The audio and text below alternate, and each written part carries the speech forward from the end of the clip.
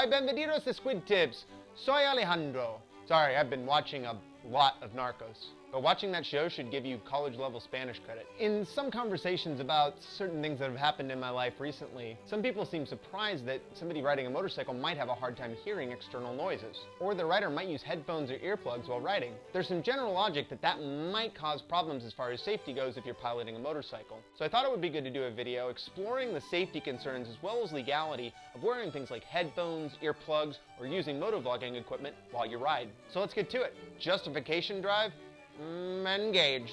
Let's start by surveying the landscape around the legality of wearing headphones while operating a motor vehicle. Starting in the US, Lifehacker partnered up with AAA to aggregate laws around headphones and earplugs, and it's legal in the vast majority of the good old US of A. Exceptions to this are 13 states that have some sort of restriction while not being completely verboten. In Alaska, you can't use headphones unless they're being used as a hearing aid or navigational assistance such as with a GPS. California, Minnesota, and Florida, you just can't have both sides in at the same time. Georgia, wired headphones are illegal, but wirelessly connected headphones are fine. This seems to be more of a concern around the cable getting tangled in a way that affects your driving rather than concerns about your hearing. It's only expressly illegal in 4 states: Colorado, Louisiana, Maryland, and Rhode Island. Looking at some other countries, Canada mostly has no restrictions other than the provinces of Quebec and Manitoba. It's not illegal in the UK or Australia to wear headphones, but if you get in an accident or do something that makes a Leo think it was affecting your driving, then they could cite you. So we've established in most locations on this earth there's nothing illegal about having headphones or earplugs in while you ride. So let's talk about reasons people are shoving these things in their ears. The most objective reason to do this is to reduce external noises, such as wind or engine noise. It's well established that exposure to loud noise can permanently do damage to your hearing, and riding a motorcycle inevitably exposes you to a lot of external noise. Wind noise, engine noise, cars honking, emergency vehicle sirens, semi-truck air brakes, and all kinds of other miscellaneous sounds. Just a quick refresher on the decibel scale, every 10 decibels is equatable to something 10 times more intense. This is why a whisper is 20 decibels and just normal conversation is 60. As decibels increase, the quicker it damages your hearing. Guidelines for wind noise I found in my research gave estimates of 65 miles per hour equating to 100 decibels of wind noise, and 100 miles per hour equating to 110 decibels of wind noise. But I decided to do a simple experiment to confirm that those estimates were in the ballpark of reality, as well as get an idea of what level just engine noise might equate to. Using an inexpensive app on my iPhone called Decibel Meter and a bike mount, I was able to approximate the ambient volume levels you might experience. I ran a small 3-mile loop that's about a third highway, a third main roads, and a third residential neighborhoods. I did this loop on my Buell instead of my R1 to try to reduce the effect that engine noise might have on the test. I ran the course twice, once with the phone on my mount and once jammed inside my full-face helmet. On my first loop with the mount, I was surprised to see that I hit 100 decibels at speeds as low as 35 miles per hour, and once I hit highway speeds of 65 to 70 miles per hour, it spiked to as high as 114 decibels, while averaging 88 decibels, which is above the safe threshold. On my second loop, with the phone in my helmet, the sound level spiked to 101 decibels and averaged a more reasonable but already edging safe levels of 78 decibels. In my basic test to determine sound levels of just engine noise, I found that idling my Buell was between 70 to 80 decibels, and revving the engine brought it to 90 to 95. And my R1 idled between 80 and 89 decibels, while revving it to about 9,000 RPMs got to 101 decibels. This experiment wasn't perfect in its methodology and precision. Okay, well, sometimes science is more art than science, Morty. A lot of people don't get that. I was only looking to confirm the basic guidelines found in other papers and information on the web. What I found leads me to believe that estimates in these safety guidelines might actually be conservative. There are a lot of factors that will lead to varying results for every rider, including engine displacement, rider position, windshield size, and helmet style. Going back to OSHA and NOSH standards, long or repeated exposure to sounds above 85 decibels will cause hearing loss over time. Given the guidelines for wind noise and my simple experiment, I feel confident concluding that riders concerned about their hearing using earplugs or headphones to mitigate sounds are justified in their concerns. Speaking of JT, let's talk about music and headphone usage. If you've ever driven a car, you probably use the radio to listen to music or other spoken word content. Some people feel that they stay more focused and alert while listening to music. Others simply look for some entertainment while operating their car, especially those who have long commutes. I'm sure some people watching this also listen to music at work in order to either assist in reducing distractions or because they feel it keeps them focused on the task at hand. This mentality carries over for lots of people when they ride a motorcycle and feels natural and normal for them. Navigation is another common use for headphones. Motorcycles don't really have the option of a built-in navigation system. Although there are motorcycle GPSs, phones are a more practical option for non-audio navigation, and many people feel safer listening to directions rather than taking their eyes from the road. GPS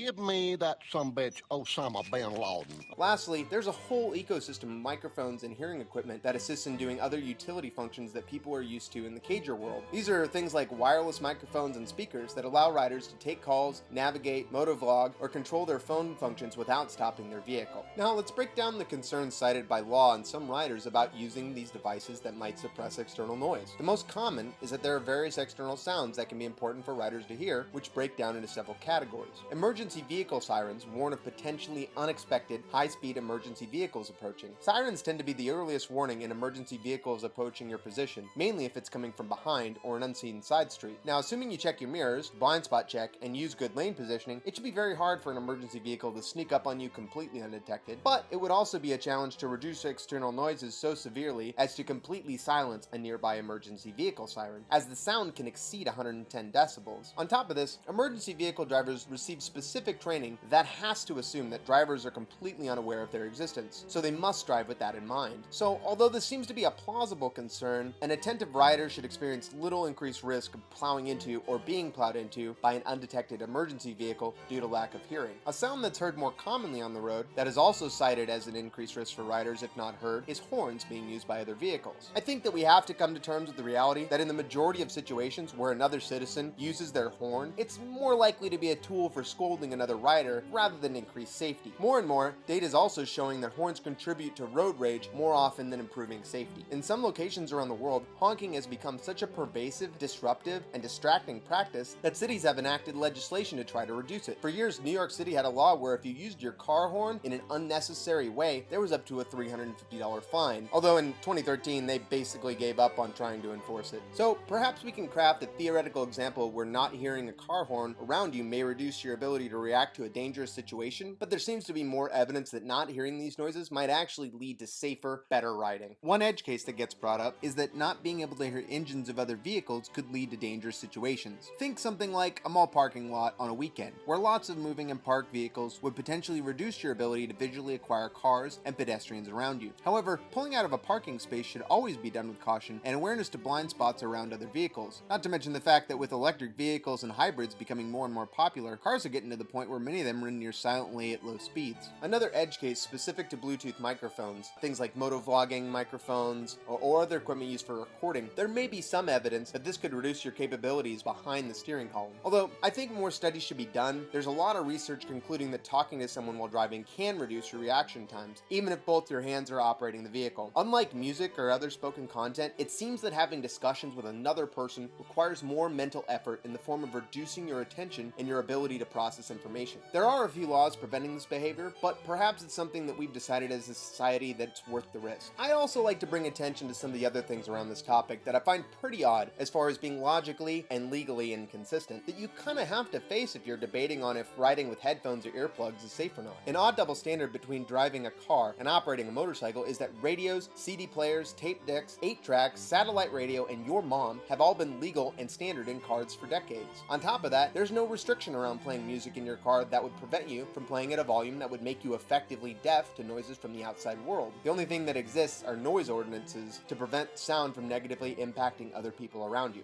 In fact, a Florida State Supreme Court decided in 2012 that having a law on the books restricting the volume a citizen can play their music at was an unreasonable restriction to a citizen's freedom of expression. That's right, Florida's protecting your right to blast Creed out your windows as you cruise the strip on Saturday nights.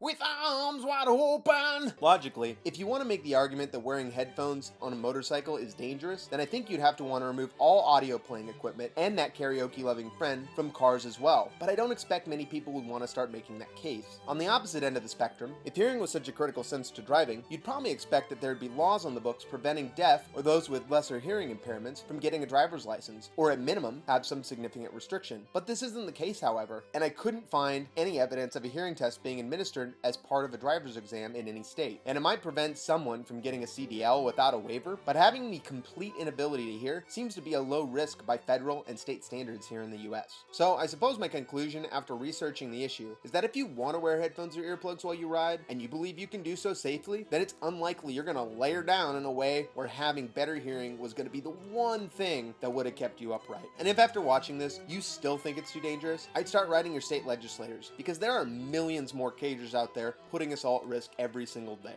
In every motorcycle forum, there's several threads of people asking if it's okay and what other riders think about wearing things like headphones or earplugs while they ride. There's almost like a guilty mentality, and they feel bad about it, and they're just looking for validation from other riders that it's okay. More often than not, there are basically two responses to that from the other members. First response will always be somebody saying how unsafe it is and how crazy an idea it is to put something in your head that might make it harder to hear things outside your helmet. They'll probably list a number of the reasons that I've already provided and kind of explain. The second will just be the casual guy who says that they've done it for years and it's never been a problem, and here's their recommendation for the headphones or whatever to use. In my own research, I wasn't able to find any studies or significant links to those with hearing loss and having an increase in accidents. I really just found the same generic stuff you'd find if you were looking to be validated on any opinion that you had. Vaccines cause autism? Well, I have 1 million results that say they don't, and 1 result that says they do. I knew it. Just because I have it doesn't mean it's true! So hopefully this video can put your mind at ease a little bit, and maybe even encourage you to go out and get a set of earplugs or headphones that suppress external sounds and preserve the hearing that you still have. Since it's illegal here in Washington State, and I have never broken a law in my life, I of course do not ride with headphones. But if I did, I'd probably consider the Shure SE series. 110s, 115s, 210s, 215s. That's it. Ride fast, take chances.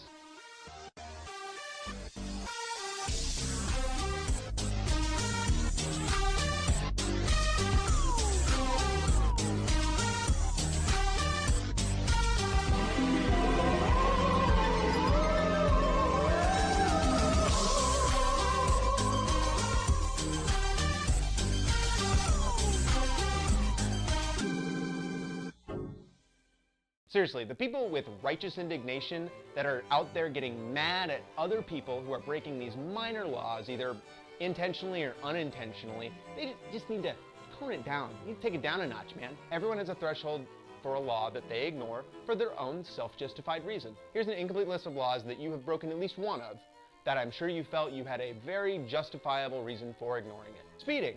Even just 1 kilometer or freedom unit higher than the limit. Didn't clean up your dog's poop on a walk because you just accidentally forgot to bring a poop bag? Okay, Mother Teresa. Didn't put your seatbelt on because you were just driving home from the store like 3 blocks and let your car ding, ding, ding and annoy everybody in the car with you? Use your phone while driving, even if it was just to skip a song or put an address into Waze and you had to push that little button that says, I'm the passenger, even though you knew you weren't actually the passenger. Littering. Spitting your gum out on the street? That counts as littering, asshole. Download an MP3 or video from a file sharing site. Oh, you don't get those letters all the time? That's weird. Open someone else's mail, even though you didn't realize it until you accidentally already opened it. That is a federal offense, I'll have you know. Broken the terms of service and software. Oh yeah, you read every EULA that you bought on every piece of software, antivirus, iTunes, whatever. Committed sodomy in the state of Louisiana. Hell, sometimes I fly down to Louisiana to commit my sodomy because I like to feel like a rebel. It was consensual, of course. There's all kinds of dumb stuff out there that's technically illegal. If you made it this far in your life and haven't done any of that stuff, I want you to comment on this video. And I want to know your strategy for how you go about in life without committing any of these crimes. And then I'm going to find out if your family knows that you've been sneaking internet into your Amish village, and then I'm going to narc you out.